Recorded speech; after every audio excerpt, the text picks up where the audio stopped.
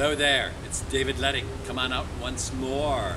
I'm kind of abusing you because I've been doing so many other projects other than interviewing gay men that I kind of want to talk to you about it. I'm working on my autobiography, which may go in two directions. I'm not sure where it's going, but at the moment, I'm doing the advertising section. You know, I worked in advertising many years. I was the worldwide creative director of Revlon for 20 years and worked on a lot of other projects. So I was at gray advertising. And what's striking me very, very much now that I'm on the internet and computer, I have a blog and all this, is that a lot of the traditional way of advertising really isn't working. I mean, I think the clients think it's okay, but I'm very interested in the fact that younger women, I don't know how many younger women are reading Vogue magazine, how many younger women, you know, nobody really watches television in a organized way. You can't really be sure if you put a commercial on television that somebody's really seeing it. I think it's just, there's so many ways that people have to go now. And I'm thinking about, I think a lot of it is product placement on television shows, having personalities on YouTube, having personalities that blog. A lot of the whole advertising world is changing very, very much. And I was just thinking about, I think the people I worked with, Mr. Revson, Charles Revson was the president of Revlon. He was a real monster, fascinating person. He was out there. He really had a lot of judgment about cosmetics, women, very, very knowledgeable, but a very tough guy. He was going to make it. And all of the company was a reflection of him. They were all going to make it. We used to have these meetings, and the language, and the people would come in from outside. The language in the meetings was amazing. You know, they would use four-letter words, right, left, and center. They would say things to you like, "You're all washed up. Whatever talent you ever had is gone. This is terrible. Hate it. I'm not ever going to buy this." Blah, blah, blah, blah, blah, blah, blah. And I used to say, keep it up like this, and I'm going to get discouraged. I will get discouraged if you keep talking like this.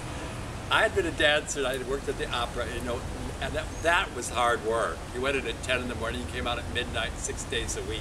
That was hard work. Revlon wasn't so much hard work. It was never that hard.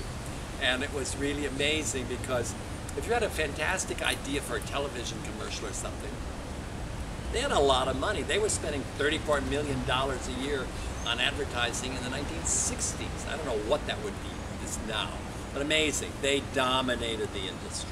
They brought a lot of glamour, and what they really brought is they brought the idea to women that you did not have to be a nice married lady or a high school girl waiting to get married. You could be on your own. All of their advertising was really aimed at, you are a single woman and you are running your own life. This was in the 1960s. This is really pretty much ahead of the thing. It's quite modern thinking. And they did not devote themselves too much to what was in the product. What they did is what the product made you look like. And they made you feel great. They made you feel wonderful. And you felt like, you know, even if I don't have a little amount of money, I can go buy a Revlon lipstick and I can be a Revlon girl and I can get out there and have a life. It's a wonderful point of view.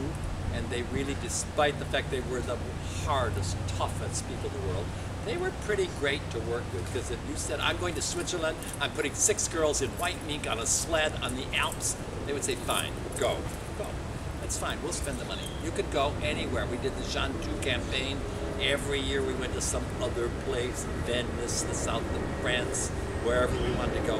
It was fine with them. So I'm just thinking that what they're doing now is it doesn't have the same communication, and I'm pondering on it. And I'm going to come back to you again, maybe not too frequently, but my thinking about how do you advertise to the really new people, the 21st century people, in a way that really means something to them.